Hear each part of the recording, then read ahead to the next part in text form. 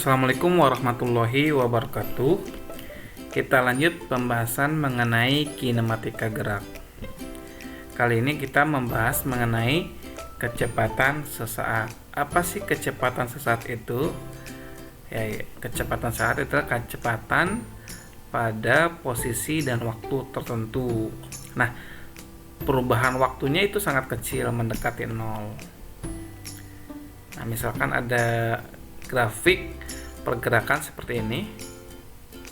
Nah, ini awalnya di posisi 20, kemudian dia bergerak sampai ke posisinya di 120. Nah, ini waktunya ya, sumbu X-nya waktunya. Kalau waktunya sangat kecil, jarak dibagi waktu, ini kan sumbu Y-nya itu jarak, ininya waktu. Jarak dibagi waktu itu kecepatan. Nah, selang waktu yang sangat kecil ini merupakan kecepatan sesaat.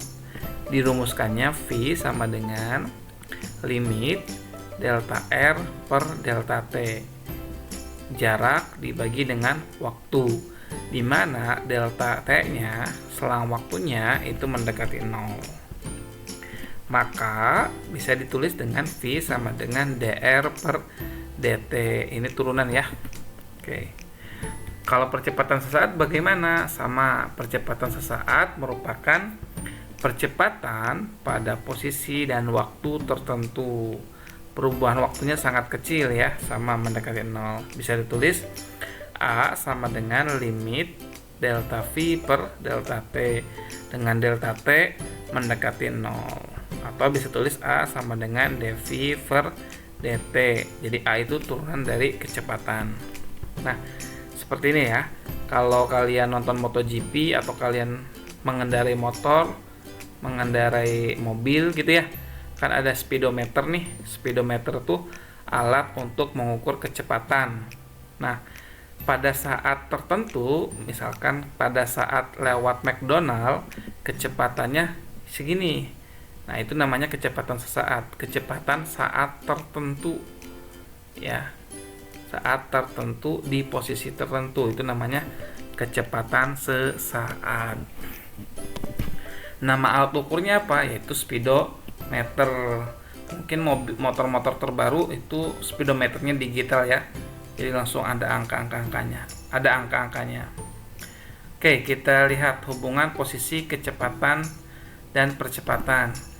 Kalau posisi udah diketahui, kita bisa mengetahui kecepatan.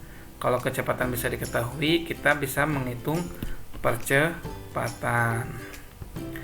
Nah, ini rumus turunan ya. Nah, kalau ada persamaan A itu berupa angka, T pangkat N. Kalau diturunkan, N-nya ke depan, A dikali N, terus pangkatnya berkurang 1, N dikurangi 1. Ya. Kalau nggak ada N-nya bagaimana Pak? Misalkan A pangkat T. Ini nggak ada N-nya nih, nggak ada pangkatnya. Ya udah, kalau diturunkan jadinya A. Kalau nggak ada T-nya, misalkan angka doang diturunin gimana? Ya udah, hasilnya 0. Gitu ya. Contohnya, misalkan ini diturunkan nih. Berarti ini kan N-nya 2 nih, A-nya 3. 2 kali 3 6, pangkatnya berkurang 1, berarti T pangkat 1. T aja gitu ya.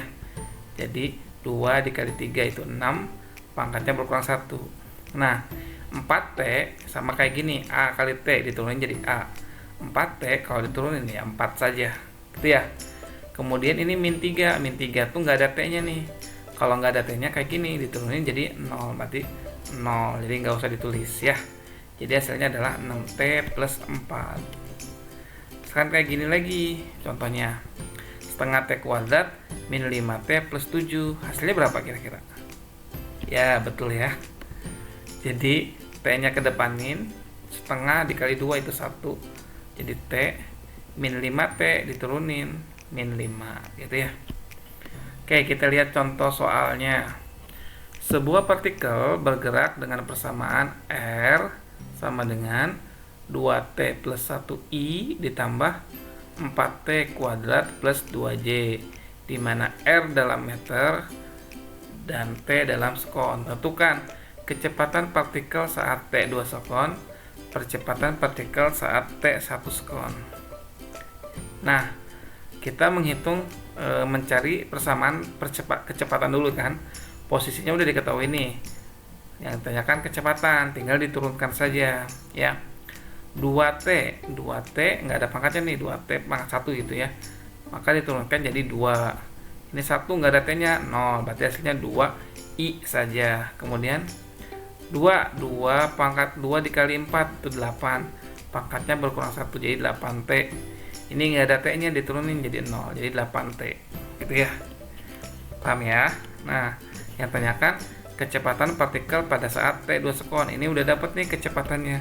Pada saat T 2 sekon tinggal substitusi aja nilai T-nya. Jadi 2I tambah, ini nggak ada T-nya di sini. Yang ini ada T-nya. 8 dikali 2. T-nya diganti dengan 2J gitu ya. Sehingga hasilnya 2I plus 8 dikali 2, 16J. Selesai nih. Jadi ini kecepatan pada saat T 2 sekon. Bagaimana dengan percepatan? Kalau percepatan, turunan dari kecepatan. Mana persamaan kecepatannya? Yaitu yang ini. 2I plus 8TJ. Tinggal diturunin. 2 diturunin 0 ya. 8T diturunin 8. Jadi A-nya itu sama dengan 8J. Yang tanyakan pada saat 1 sekon.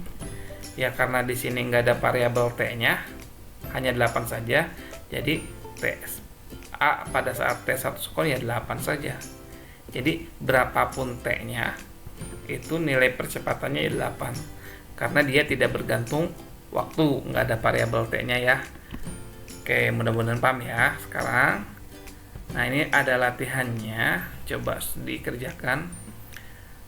Sebuah posisi sebuah benda memenuhi persamaan R sama dengan nim T pangkat 2 min nim T ditambah 4. Nah, nim ini, nim kalian paling belakang, misalkan 001 berarti ini 1. Kalau nimnya 031 belakangnya berarti 31 T kuadrat dikurangi 31 T tambah 4 gitu ya. Yang ditanyakan posisi benda pada saat T 1 sekon. Pada saat T 1 sekon tinggal masukin aja T-nya 1 sekon nih. Gitu ya. Untuk posisi ini kan persamaan posisinya udah ketahui nih. Yang kedua, kecepatan pada saat T 2 sekon. Karena posisinya udah dapat, untuk mencari kecepatan diturunkan dulu ya. Jadi dapat persamaannya, lalu substitusi nilai T-nya. Kalau sudah dapat tuh, yang berikutnya adalah percepatan. Percepatan adalah turunan dari kecepatan. Kalau udah dapat persamaannya nih, masukkan nilai T-nya sama dengan 2 sekon. Oke, cukup untuk bab yang kedua ini. Terima kasih, kurang lebihnya mohon maaf. Assalamualaikum warahmatullahi wabarakatuh.